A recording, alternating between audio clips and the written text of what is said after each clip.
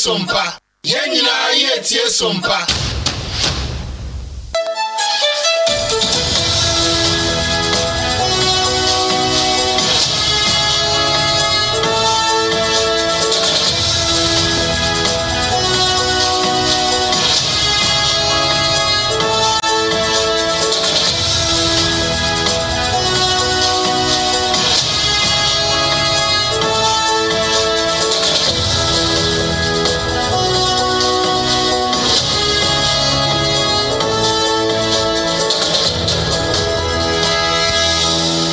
Sompa 106.5 FM Accra. Ghana de shimai mami mamunyina chi. Ebran susi yedi Sompa kasiyebo esumo. Na ene live yedi fi Kaneshie market. Ene yedi ebremo. Na kasiyebo efi Sompa 106.5 FM Accra no. A free Kaneshie market no. No ewo Okaikwe South no. Na enam ye headquarters ewo Kumase. Eye Sompa 93.1 FM. Ayiko 100.9. Adamfopa Radio eye Paris France. Sompa 101.1 FM Watakwa. Takwa de Sompa 103.3. Tachima Sompa 106.1. Sunyane Sompa 98.9. Enkranza Sompa 90.7. Doma Sompa 101.3. Decoder so Bebia Radio wano Wobenya Sompa 106.5 FM Accra. Ye Facebook page no eye Sompa 106.5 FM Accra. Ye YouTube nonso eye Sompa FM Live. Ye website eye www.sompaonline.com. Sansu na obetimi ababe shia ye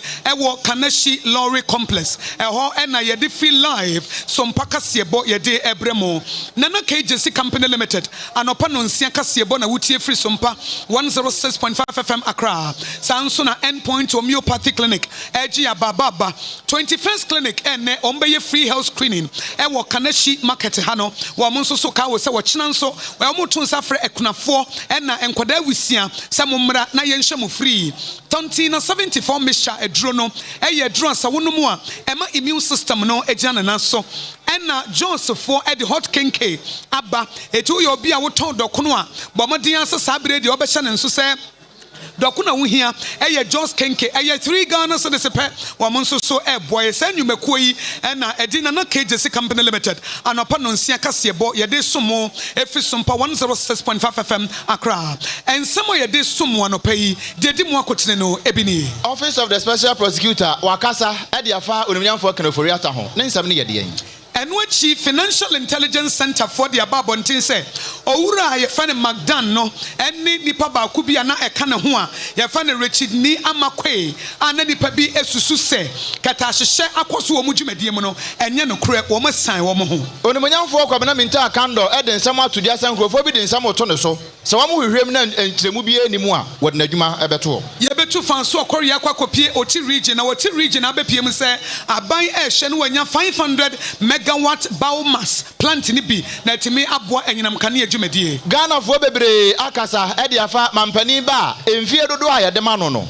ebebre a kire wona adwene wo ho na yebepie wo seche south e wo Agona district e wo Ashanti region anasa Asante mantem mo adwarifo a wo kwana wo makasa se wo mo hia mmoa enti aban ada won sori wo tonkonso wo nyane na wo meye wo mmoa ye de kase ne betwa bosompo ni akopie mu e wo Israel wono mo ene Lebanon fo e de akobo ani a enya asem kuma akora ensempi ka wenum ho ne ye de som sakasebo e wo Sompa 106.5 FM Accra ye de free Kaneshie Lorry Complex e de free enkran e de emawo ye ne ye de kasebo yi esum wanopa yi eye me akosia ago abowaje wo betimi afami akosia nhira me ne medoba obrempon na kwaku ampoma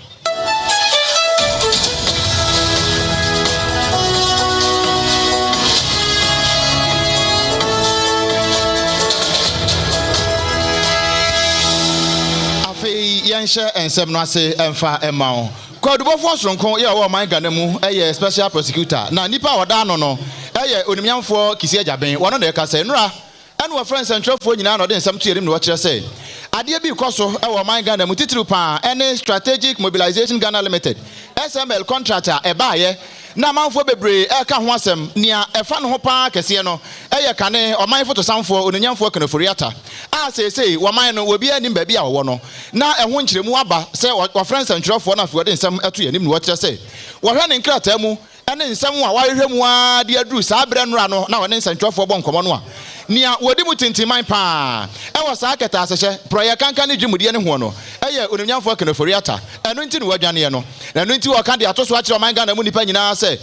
obi biara wɔnim baabi a Kaneforiata ne ho ɛmfomfra deɛ wɔ biara no yɛ ɔmɔ mpanimfoɔ amaneɛ ne yɛnkyɛ no ɛno akyiri wɔkyerɛ sɛ Kaneforiata ne wɔnim paa sɛ SML foɔ no wɔn mu sikasɛm ɛnkwankan nyɛ adeɛ a wɔbɛtumi aboa ɔman no wɔ baabi a yɛ ɛsɛ yɛde kontrage ɛde ma wɔn ɛne wɔhwɛ nyame anim ne bonsam atikɔ ɛtam kontrage de ma wɔn ɛno nti ana yɛka ho nsɛm yi na wɔde nsɛm sei ɛto nsɛntwerɛfoɔ anim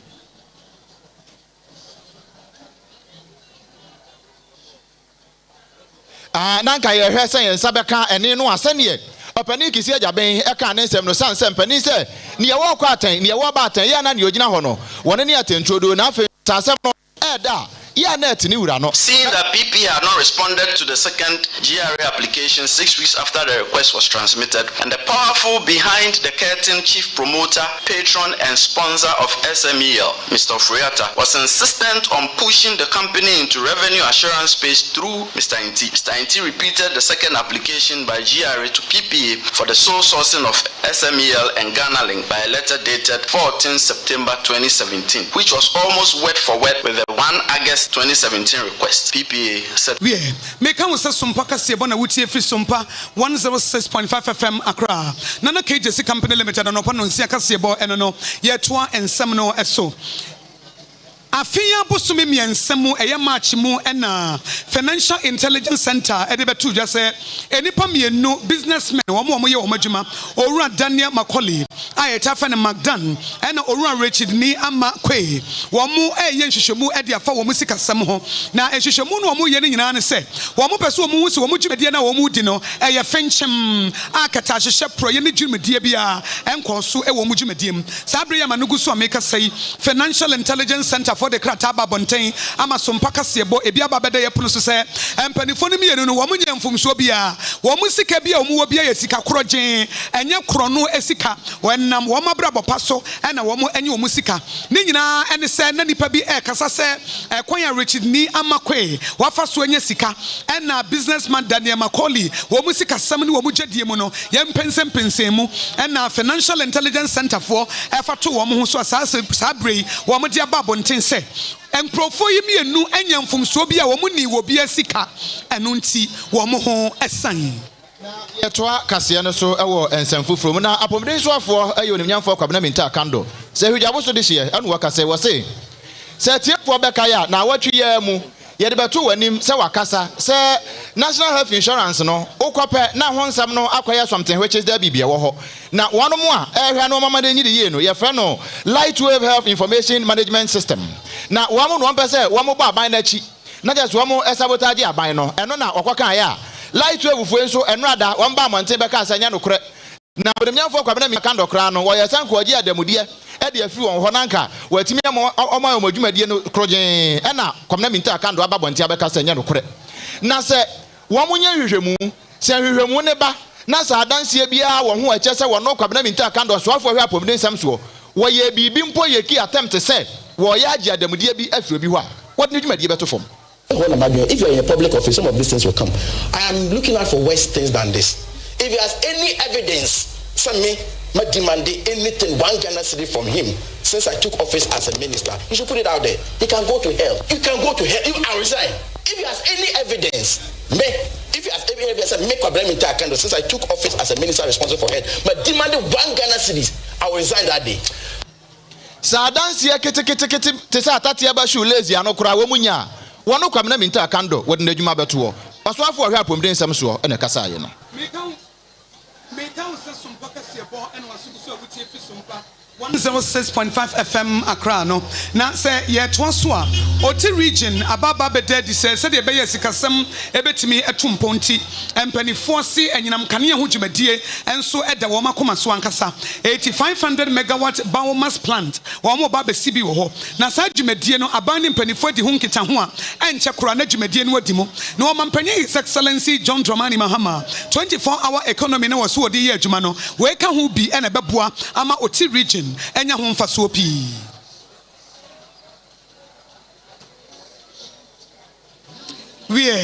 na ye shese Orua Simon Maji aye 24-hour economy secretariat no wano enada wo mo no ensem bi odi tu dwane fa ho no ye de ebetumanim na eno achi no ena president edema oti regional house of chiefs so edi tu dwa say sa 500 megawatt biomass plant ne ye pese yesie no aye ade bi ebetimi aboa pa ama empanifo timi aboa mu chidom ama niema etimi agina yie na na ken ena edisa amaneboyi wode ebeboa ye to akase no eso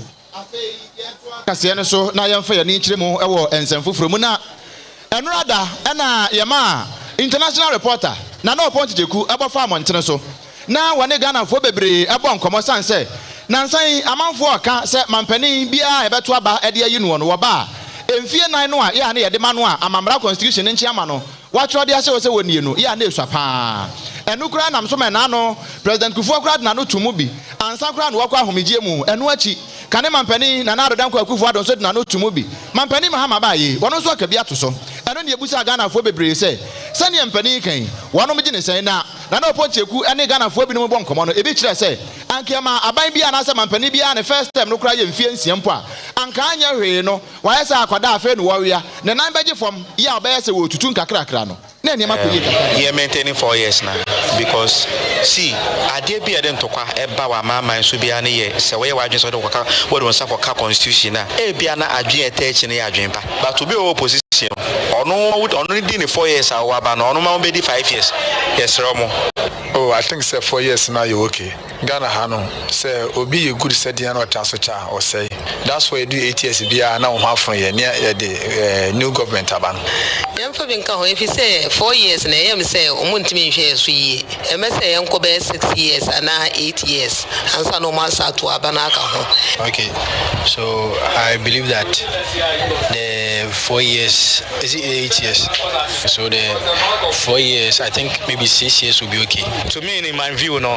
even the 6 and 7 people are proposing it there ain't mean developing Ghana. We Ghana for every margin chile. Once one can't so any margin chile no. Yeah, Fafa Facebook no so. Sompa 106.5 FM Accra. So what TikTok no so so. Aya Sompa 106.5 FM Accra. Now they are two on ya can kind of come at the amount. Yeah, me can we say what yes Sompa 106.5 FM Accra nene ye feel live Kaneshie Market Complex and ye di adwuma e de free ha aha ne ye de kase bo any Ghana today ne ye adwuma de nyina be free e de asomo eno ti say wo twamu a na onsusu mentwam na wahye bi we aya Sompa 106.5 FM Accra ye ne ye partners ene ya be pie Kaneshie Market a ye ne mo kɔ nakra na no pa no nsia kase bo ena wutie no adwadifo e wo kona e wo seche south e wo agona district e wo Ashanti region and asa sentimentum mo wo mo de sedie ato abanyanim se wo mo hia modern market and asa ejafofro e betimi aboa magedie hu dwumadie etumpon e na de ba akoso betimi aboa ne se omanfo ne betimi ama akobadie gine mu a na a driver for taxi driver for trotro a ebi wo Kaneshie na kona nso wo mo so atimi anya bi na wo mo fudi wo mo de kono nso atimi adimo adwadifo chem se eniema atimi boa emma dwadie gina na so no aboa mo se de tisa bokoto no eto mo be sempani for so mo nso de waka na wo mo mra sache sound wo agona district wo asantemantem mo na wo mo emeye wo mo moa ye kodwa wo agona but market ne se agu mentimi hu de ntia abansa ba se ye nge hiamwa se omtimi be se market ne maye na market bakurum ha nge be boy pa se yesre aban ene mpanimfo so wo mo aye no mo mra me ye kono adwane maye ne nya ba bi ntena e bi aye tie ton ne ma no e mo aye to mo mesiesie maye yesre wo mo a wo mada woroma 96 ene mo si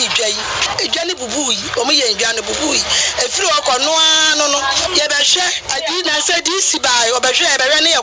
hwe ne ye ko ntie se de e ade egu ekruma ni ma se papa chese mpuntu bia ni kuro yim nyame ne ye ebre butu anwe enti mo mo aye we nyame anim ye brenti memmoa ye we ye adwadifo mo wakona e was such a sound Agona district e wa Ashanti region na Asante mantam na wo mode wo made sede atu dwa no meka wo sekasebo wuti efi Sompa 106.5 FM Accra ne ye di fi live Kaneshie Lorry Complex and ye di ebrem wa we e Sompa OB bus dwumadie Kaneshie edition na no KJC company limited no pa no nsia kasebo eno no sa wo pa dansie ho ne ma papa ata e kuo ba simpri mu be maba ene ye kamfo e di ama wo nso wanya asase di obesi wudan awie na KJC company limited ne ye tene so ane ya sorry enti enkrane kuma se so pesa wo frɛ no a e 02043554040 e 02043554040 na wodam Endpoint Homeopathy Clinic Dr. Dubois say alternative medicine ayede ebo ayarehye enti na mibusa wo se awo mu hawo na wo ananse bia prostate enlargement premature ejaculation ananse low sperm count se wo pa ayaresa papa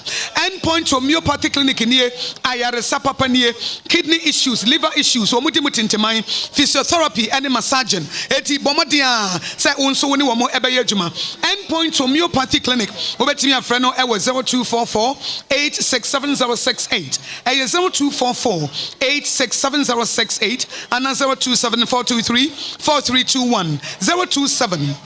027-423-4321. Now 21st clinic I ne omo Kaneshie dwom ha omo be free health screening no omo so omo asonte sanya me adom china ye 1st November 2025 omo ye annual free widows treatment e de ama oba bi a wo ye kunani na wo ye wusia ananse wo ye ajankaba se wo ye ajankaba ananse wo ye oba wo kuna free mu a china omo sebra omo ye free health screening e de ama na omo be free consultation free lab test any diagnosis and our face free massage. No more dear can we ama lunch and I am out snack be now dear bosso. It was 7 a.m. to 2 p.m. no 7 a.m. to 2 p.m. That's an upon so ABC area no me no for when it's 21st clinic in Korata be a ben war say and cry how was 21st clinic and what Tantra here run about would do any chair we bet me a bow and as I would draw so I was 21st clinic and that's a ne oba Kaneshie market and no na wotono or more ebema 50% discount now etimi abo and so sa e draw back o manfo age atum eboa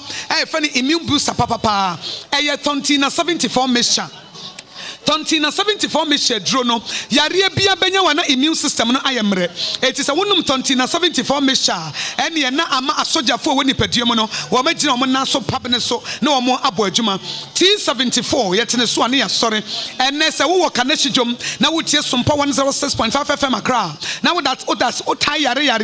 a draw ya kamfo de ama wo eye tontina 74 mixture na Jones hot kenke se wo ton do kono a ene enya afa na wo cha ho se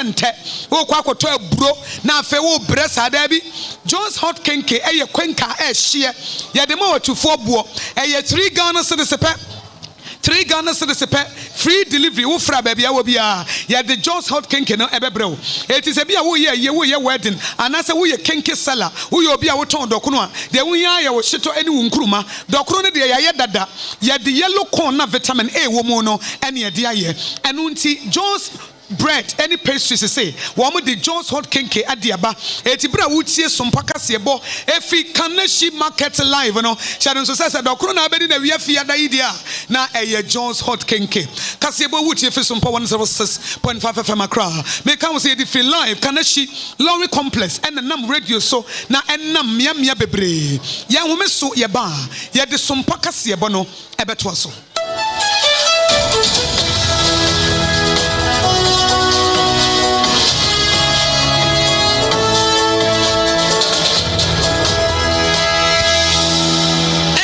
Homeopathy Clinic Ghana had the obi enim say ye prostate na baby omutibi ye screening ema hu ni ye etu ase a na ye Endpoint Homeopathy Clinic anase ye kidney ye liver problem wo fa baby na adjujo na de fa ne premature ejaculation no a ba ma bi a wo ne wodofo akwakwahia ase wo di ne ho agro ase wo tonte ene ye bra Endpoint Homeopathy Clinic na ye moa wo ema ne mema mo pa wo ye Endpoint Homeopathy Clinic wo mo da mufua yare bia infections bi ne wo ho anase bia wo hwa wo fa baby na adjujo ɛwɔ kidney problem prostate deɛ ɛyɛ endpoint homeopathy clinic kumase wobɛhu endpoint homeopathy clinic ɛwɔ kronoma bohia ɛna akra ha nso so deɛ wɔn mu gyina mu ankasa ɛwɔ spintex baabi yɛfrɛ no share signboard no woduru na wobusa sɛ wopɛ endpoint homeopathy clinic a obia ɛbɛkyerɛ wo frɛ endpoint ɛwɔ 0244867068 ɛna 0274234321 endpoint homeopathy clinic a wɔn demu. My people, this October, Tap Send gets something big for you. Just send money to Ghana with Tap Send, and you could be one of the 100 lucky winners to get a full reward equal to everything you send. Just send love home and stand the chance to win your full reward in your account. Winners will be contacted in November, so don't wait. Keep sending and make your transfer count. Tap Send. Fast, easy. Tap Send. Papa no. Ewra, me pacho bra na me hwa de wo bag yi. Bra, adan. Ena nso biem. Time heba me hye ya me ka se yi ba akun. Ani wayi me yensen. Bra, sanya time heba me hye esia gyimi ni me fiefo enya de abako ebeso yen. We de udi se ofa ni nyina. Time heba me hye me ka se me di one dance ya heaven ena de me kwa akopie. Enti se malaria we draw ne time heba mixture. Enye enunku o de nanum ato a wontimi anidie no. Time heba mixture duro no ena ye ma wo. Oba a wafa afuro de o ma akwada nofo. Ene akwada woni mfie dumienu entimi num aduro yi bi. Se obeto aduro yi bi anoma, hwe se wakọ hospital anase lab am ye hu se wo atridie malaria yi bi ansa. Se o petam heba mesha enu dudu atu a, fo ani kire KNG Herbal Center e wo Emrom Abidjan House. Ana ba akoso wo atonsu mo na akọ junction. Eno echi obenya bi atowo over the counter medicine sellers. Ene herbal shop dodo na emu. Pre 0244 417669. Kayo set time no TIME time herbal mixture afi malaria fever bi adani ziba e wo munu betu akọ. FDA agi adwade nkratoa yi atum. Tontonte yenum nsane e fadwen ne fadwen ampa say na nim say bre bi beba ama tonti na 74 opa ye ne simple T74 abeye aduro tonti na 74 ana T74 asa twe yadwene asina nanom dodo so say de na dodo bua ma na nanom enyare basabasa no saa na tonti na 74 ana T74 ebo nipadua no emo immune support enti obi onum bie no abre bia ne ho den tonti na 74 yi nso yaye no se nsuo krokro wa kama enti ba bia wonam bia obetimi de wade akọ samene wa anka fi na ekroyi eda no nko na wie ye wa bra mennom T74 samennom tonti na 74 menya hoɔden mennom ne da bia T74 yi eye hahama ene ye de aye na DHC ena aframa na ye kama saa no T74 ahoɔden ne apomuden ko a wokɔ pharmacy ana ba bia to nro bia ubenya tonti na 74 yi bia to T74 yi enye ma oba wa fa afuro ana obi a ɔma nufuo ana se obi a onya mfie dumienu eto phone 05016289931 and 024607349 FDA agi adwadi nkratoa yi atom.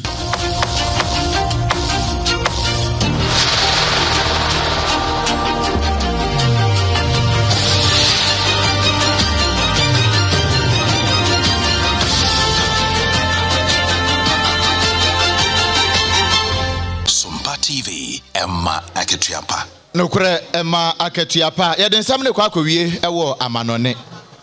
Israel for one soldier for na ka won ho na won ka won ho a ukopie mu ewo Lebanon na se ho no ba bia won mu akotututuo ama me ne wo ka say municipal employee ba ko a wono wodi ne dwuma ewo ho no etu aka na masese wato aya no wonse do na November bosumi no mu ewo afi etwa mu no mu na asumdwe apam ya Israel for ne Lebanon womo no womo pre no womo timi ko ne kama ma efiri sa abre ne ntokwa na de womo ntam no womo gyaye na wobi nim ne efiri so bete bayira homa mu a ama bayira mo kese me nam so ema Israel for san kotututuo ema womo Lebanon nipa baako etuo ka no na Israel for soja for no enkyere mu womo de baaye ne se Lebanon for no asi dan bi ewa san finfin ho na sa dan no oni si ye no womo anyi tumi de amfa mfiri Israel for ne ho na sa dan no womo si ye no nso no womo nhye de hunu de kode poten ya womo de dan no ye no nti wobi a twam wo ho a womo hwe ne nantie na ne nantie ne nhye dan ko ye womu ne se sa nipa no wobetimi nipa bone na womo hu ye no na abrante baako ne nam sa dan no mu a wono womo hu se bia na wobi nipa bone eno ne nam so a asodafo yi eto na muetuo mu edigu ho a womo hu se awoka nipa baako ho na womo kire se ne womo ye nyina no nye se bia asumje bua ya womo anom no womo gyae eyensankaye eno betimi aka se ne be ya abotoye mu ebetumi aba we kasebo no wasi meka we se wutie free Sompa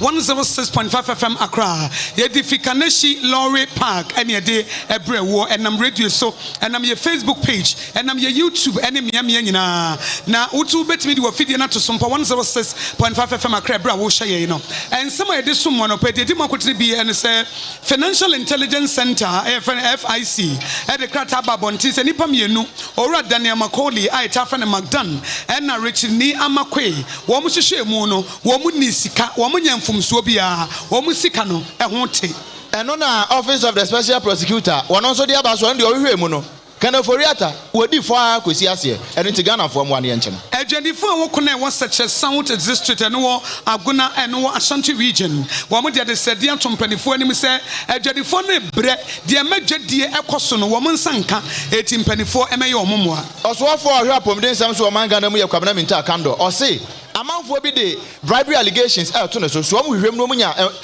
adanse aketewa bi wo ho kora no a wode na adwuma beto fam na oti region so ababede di say ye babebie 500 megawatt biomass plant ebeboa ama oti region enya enyinam kane a ebetimi aboa asetena mu yedie Israel for akotututuo ama Lebanon employee ba akwa na adwumani ba ako etu aka no wo mo se we no wo mo anhyada so mo kwa koku nipa nana KGC company limited no pa no nsia kase ebobre no aso aha ene edisie efi Sompa 106.5 FM Accra ene yefi Kaneshie Lorry Park na yede kasebo no enam live o radio so no efa ye headquarters ewo Kumase eye Sompa 93.1 FM ayiko 100.9 Adamfopa radio ye Paris France Sompa 101.1 Watakwa Takra de Sompa eye 103.3 Tachiman Sompa ye 106.1 Sunyane Sompa ye 98.9 Enkronza Sompa ye 90.7 Doma Sompa ye 101.3 ena Sompa FM baby radio wono ewo decoder so no wubenya yen wo ba ye Facebook page no a eye Sompa 106.5 FM Accra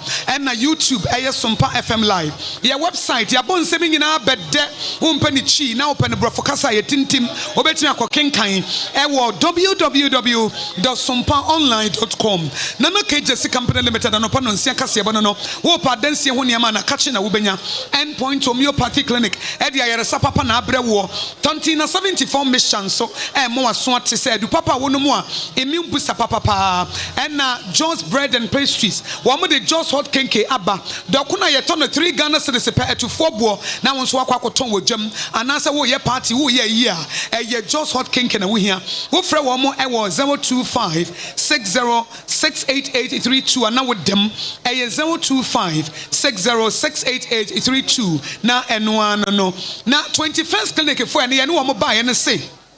unam Kaneshie jomu ha chane nso 21st clinic free house screening at the amount and a free consultation now omo from sciatica expert eti abono nso no omo fa omo gya obi amra ye mesha blood pressure amount for free ye nhwe say ye typhoid say ye malaria for free eti enne ye the free house screening ene ba ye ene say wo show me live efi Kaneshie marketer chane nso say ye ba ne yamfa nsapan ye ne sponsors ene ba ye eti enkomo bi a ye di wo radio no so tie bi ebise ebra no so mebusa unsa Sompa ye frequency no say se wutimi ka se 106.5 FM a achede na mahyehyɛ wo ho na me de ba ko acha wo ana mebusa unsa Sompa ye wo he fa na ye location wo e wo nkran ha na wo ka se ye Green Hill Street e wo Dome Market ana se wo ka Dome Market kura eno meche wade ye gyedifo ani wo mo ba ye ne wo mo twetwe nkomo mebusa wo question na wo yi ano a meche wade ene ne company se ba nyina ne mo beton nyina nso eye tufuo bo eti ene Kaneshie fue Kaneshie fue Sompa yabo yaba Sompa yabo yaba Kaneshie fue Kaneshie fue bonye meswai eye Sompa ni o Sompa Accra ni o Sompa Accra ni o yaba asetena na ne ye bede ye hu adi akyere mo eti yabo yaba Sompa ene demu no eti taxi na wo ka no me hu taxi driver for me hu truck driver for me so se wo fidie ne da station fufura yi free ho Bros koto free ho na fa to Sompa 106.5 FM tie biem ti uni se si afa to ho eye 106.5 FM na eno ano no radio papa pa a wuti wutimi sampa ye damu fua ye classic ye pade papa ye ma aketua papa na when ye begina so ne ahome so ye ba ye de obokra ta hodo any trending stories ha e wo Ghana no ye de betudwa na eno so adwenkyere no ye ne ye begi adwenkyere de afiri mo nkyɛn eti se bibi ikoso wo Ghana na wonti ase a ene ye bebie kwan no e de ama wo Sompa 106.5 FM Accra. Aha ne mampanyi tie. Aha na mampanya be de ekire oba pa wotie. Aha na mrahye bedwafo tie. Eti se wo ka wasam fa radio no so a aban ebete. Yade mo nyina se ama momo. Ene tie